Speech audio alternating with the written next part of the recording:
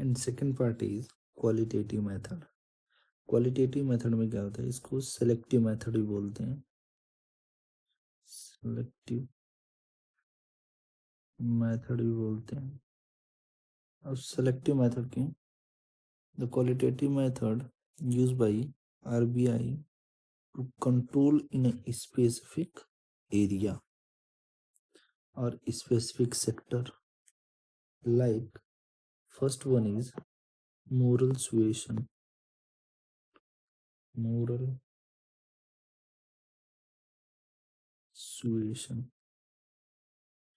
Moral suasion में क्या है, the central bank persuade or advise a commercial bank and financial institution to fall in certain voluntarily। कुछ ऐसे rules and regulations होते हैं जिसको आरबीआई बस ऐसे बस बोल के कह सकता है कि आप ये लोग थोड़ा जो भी रूल्स एंड रेगुलेशन है उसको अच्छे तरीके से स्ट्रिक्टली तरीके से फॉलो करेंगे। इसमें क्या होगा, इससे वर्क क्या करेगा, आरबीआई में urge bank to limit lending to the specific sector. अब इसे कह सकता है आरबीआई कि हम क्या करें, आर आरबीआई अर्ज कर सकता है बस कि आप लोग क्या करें, कुछ स्पेसिफिक सेक्टर पे ध्यान दीजिए, स्पेसिफिक सेक्टर पे ध्यान दीजिए ताकि वो स्पेसिफिक सेक्टर लाइक जैसे कोल हो गया, एमएसएमईज वगैरह हो गया, एमएसएमई ऐसे सेक्टर होंगे जो कि इंडिया के ग्रोथ के लिए हेल्पफुल हैं, उन एरिया को टारगेट आप करिए। सॉरी, लाइक रियल इस्टेट और एग्रीकल्चर, एमएसएमईज, इस सब एरिया को मोरल सुएशन के थ्रू आरबीआई कहता है कमर्शियल बैंक को कि आप इस एरिया में ज़्यादा ध्यान दीजिए। लाइक अभी से क्या, during the high inflation the RBI में ask bank to reduce the consumer credit to curb the excessive spending. अब मेन बात है कि हाई इन्फ्लेशन के दौरान आरबीआई कह सकता है बैंक्स को कि जो कंज्यूमर क्रेडिट है उनको क्या करिए, आप लोग एक्सेसिव तरीके से यूज करना बंद करिए। बातें हैं दूसरा क्रेडिट रेशनिंग का, एक दूसरा एरिया है credit rationing. Credit rationing, credit rationing means what, central bank set a limit on the amount of credit that bank can provide to a certain sector or borrowers. It means can RBI can regulate and give order to the banks and set them to set the limit, set a limit how much money should be sanctioned to any specific area। इससे होगा क्या, इससे जो non essential और speculative जो sectors हैं वो उनके पास पैसे कम जाएंगे और हम ध्यान दे पाएंगे उस एरिया को जो कि इकोनॉमी की ग्रोथ के लिए बहुत ही इम्पोर्टेंस बढ़ा सकते हैं। The RBI can reduce demand pull inflation by doing the credit rationing. Example में क्या हो सकता है, limiting loan for the luxury good और real estate investment. Demand side inflation होगा, it means the people have excess amount of money to buy anything like luxury items। अगर RBI इसी पे रोक लगा देगा तो डिमांड साइड का इन्फ्लेशन नहीं होगा। इस तरीके से क्रेडिट रेशनिंग की वजह से आरबीआई कंट्रोल कर लेता है, कंट्रोल करता है अपना target. Third one is third one is margin requirement. Margin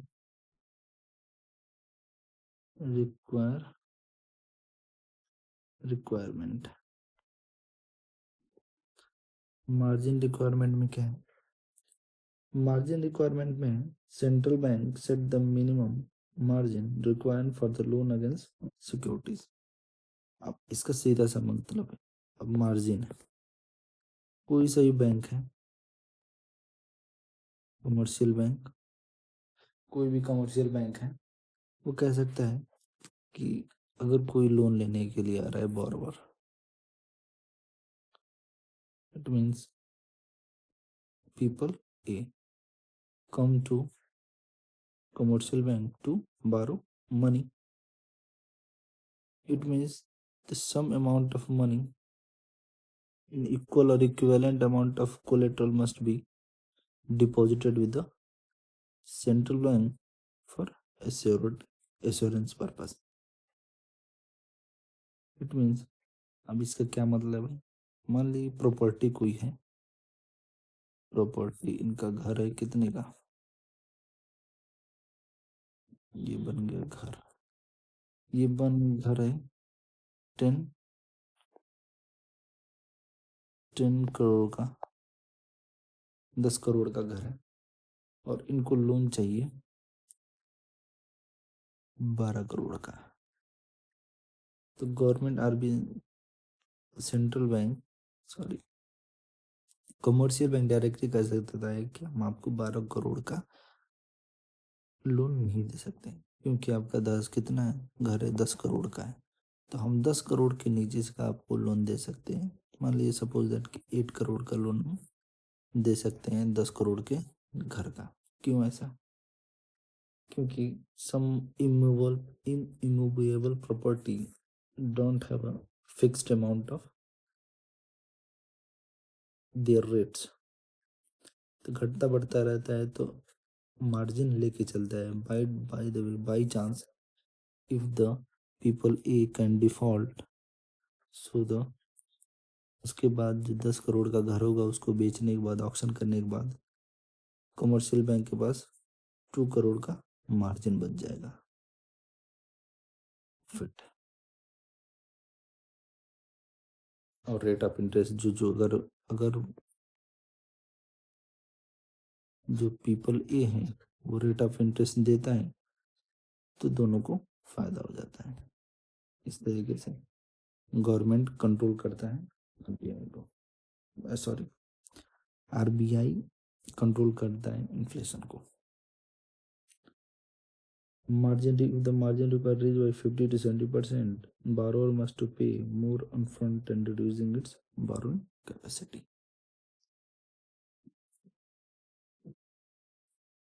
Next one is direct action.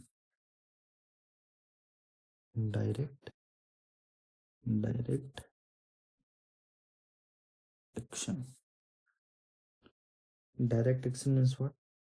The central bank take a strict measure against the bank that do not comply with its policies. Government RBI कह सकता है, ठीक है, तुम मेरी policy पे काम नहीं कर रहे हो, मैं तुम्हें स्ट्रिक्ट एक्शन लेता हूँ इस बैंक पे,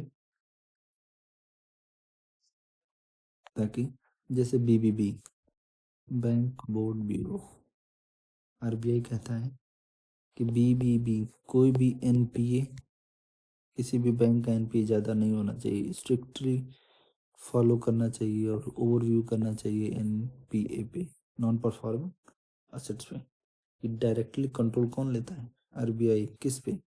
सेंट्रल, सॉरी, कमर्शियल बैंक्स में।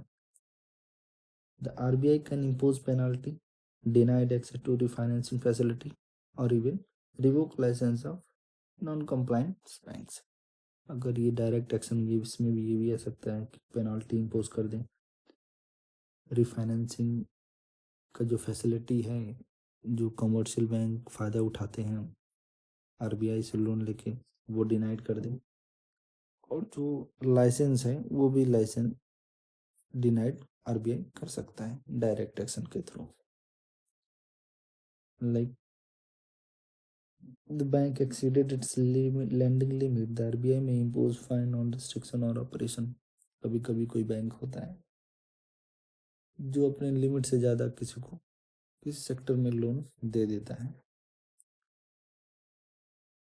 तो ये इकोनॉमी के लिए अच्छी बात नहीं है। इससे डिमांड पुल इन्फ्लेशन का खतरा बना रहता है। Another one is selective credit control. Selective credit control, अब इसमें क्या है, सेलेक्टिव से ही नाम पता है, सेलेक्टिव एरिया में sorry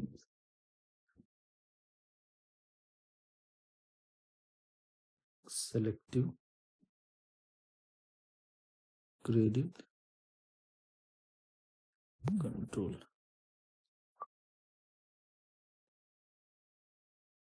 The central bank directly credit flow to a specific sector while restriction in its other।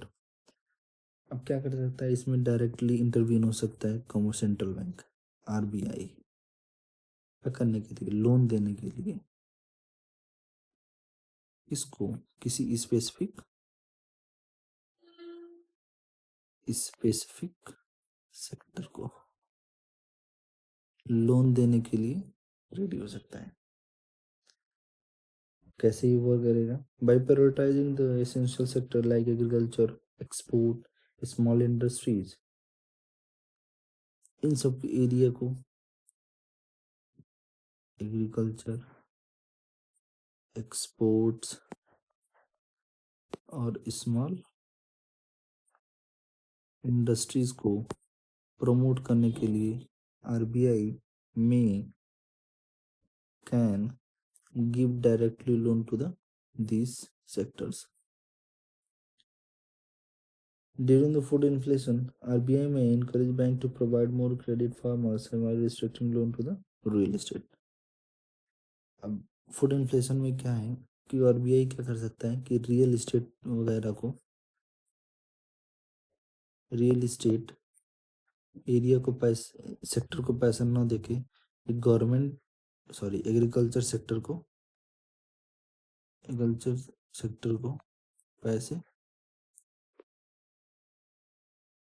Provide कर दे, लोन प्रोवाइड कर दे, लोन प्रोवाइड करे। ये हो गया selective credit control. And one thing is that the publicity awareness campaign क्या चल रहा है, सेंट्रल गवर्नमेंट चला सकता है ताकि जो कंज्यूमर्स हैं उनके जो इन्फ्लुएंस को, उनके जो बिहेवियर है उनको बदल सके। कुछ कुछ चीज होता है, campaign promoting saving more excessive consumption during the inflation period.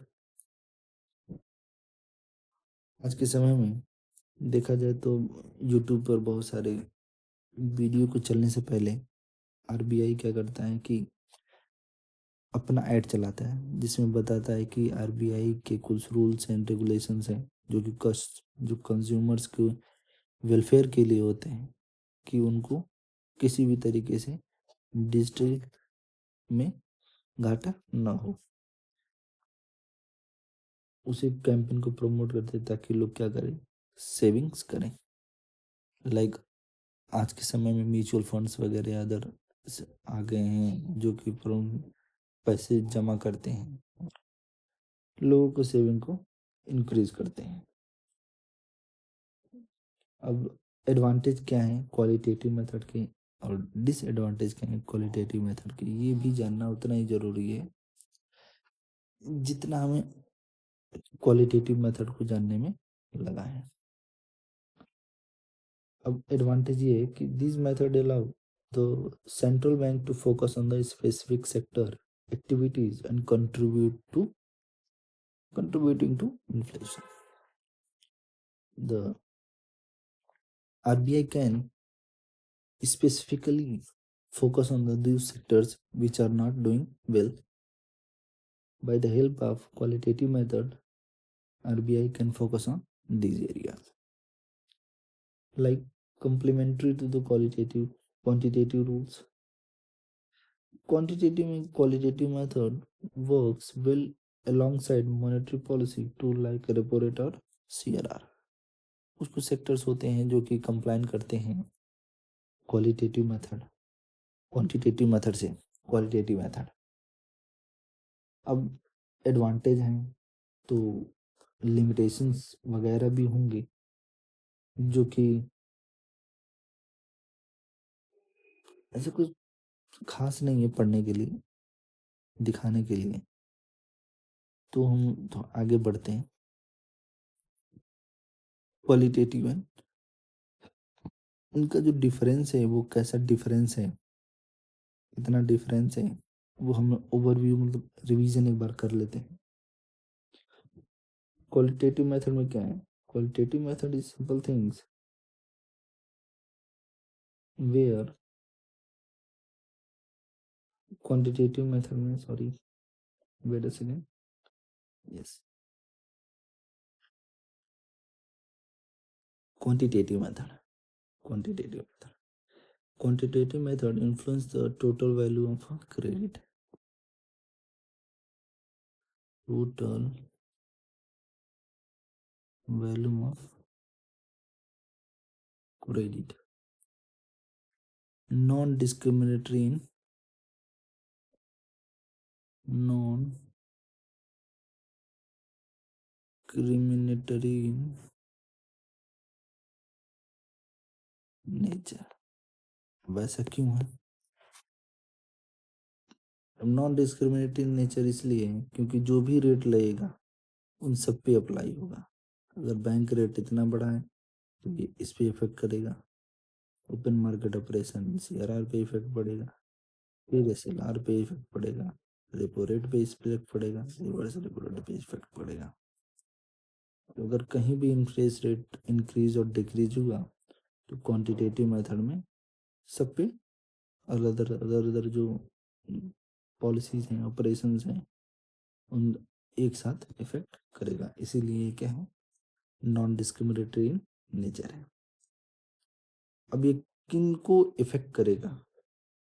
The method affect the lenders। lenders क्यों? रेट ऑफ इंटरेस्ट इंक्रीज करेंगे और डिक्रीज करेंगे तो मेनली इफेक्ट किसको देना पड़ेगा? लेंडर्स को ही।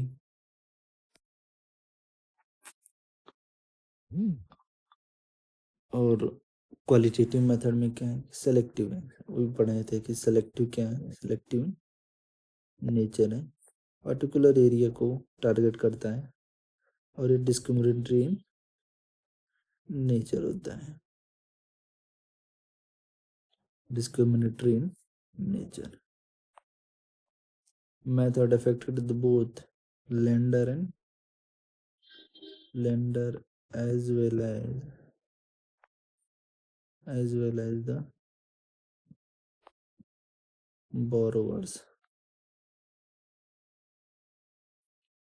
अब एक सिंपल थिंग है, these are also called a selective method और क्रेडिट कंट्रोल, और इसको जनरल मेथड बोलते हैं।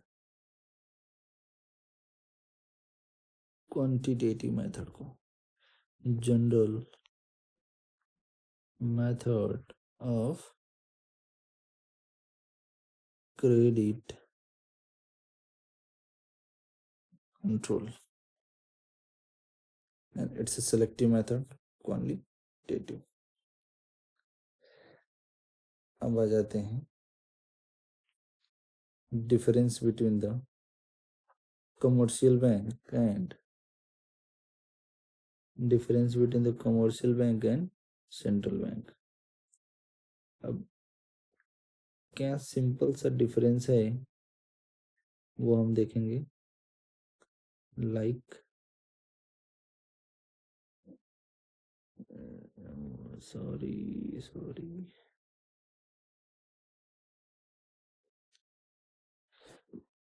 अब सेंट्रल बैंक है, central bank only loan to the give loan to the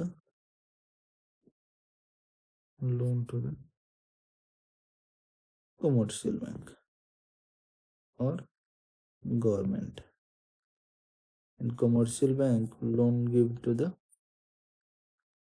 peoples।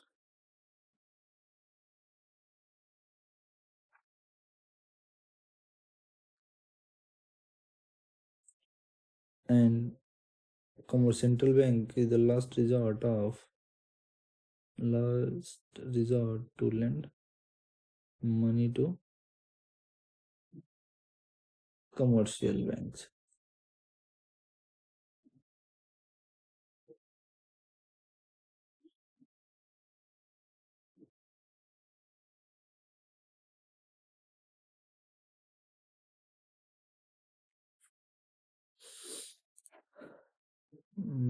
When credit is to be constructed, यहाँ आ जाते हैं need for the central bank. हमें जरूरत क्यों है सेंट्रल बैंक का? He is the banker to the bank, he is the banker to the bank and also banker to the government. अब गवर्नमेंट को पैसा चाहिए तो पैसे कौन देगा? आरबीआई देगा। और अगर बैंक को पैसा चाहिए तो पैसे कौन देगा? आरबीआई देगा। Lender to the last resort. RBI is the lender to the last resort. अगर किसी को पैसा चाहिए किसी हायर अथॉरिटी को, इट मीन्स गवर्नमेंट और the central or the commercial banks, if he wanted money, he directly goes to the only to the RBI. RBI can definitely help them to address their problem. And RBI also needed to control the credit inflow in market. and custodian of the nation foreign exchange reserve। RBI क्या करता है? जो foreign reserve है हमारा, उसको क्या करता है? गाइड करता है, आई मीन प्रोटेक्ट करता है।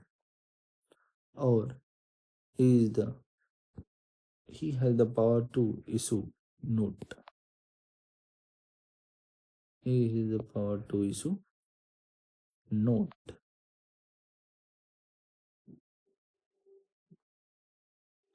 ये इसलिए हमें आरबीआई की जरूरत है। when credit is to be expanded, अगर क्रेडिट को एक्सपेंड करना हो तो decrease in repo rate. Repo rate को क्या करेंगे? डिक्रीज कर देंगे। रेपो रेट को डिक्रीज करेंगे तो इससे क्या होगा? रेपो रेट को डिक्रीज करेंगे, जो लोन है RBI to commercial bank, loan सस्ता हो जाएगा। लोन जब सस्ता होगा तो ये भी क्या करेंगे? लोन सस्ता देंगे किसको? बारोवर को। अब मार्केट में मनी पहुंच जाएगी। अगर वही क्रेडिट टू कंस्ट्रक्ट करना है तो रेपो रेट को इंक्रीज कर दिया जाए। ऑटोमेटिकली जो क्रेडिट है मार्केट में वो कंट्रोल में हो जाएगा। That's all the topic it ended. So don't forget to subscribe and thank you.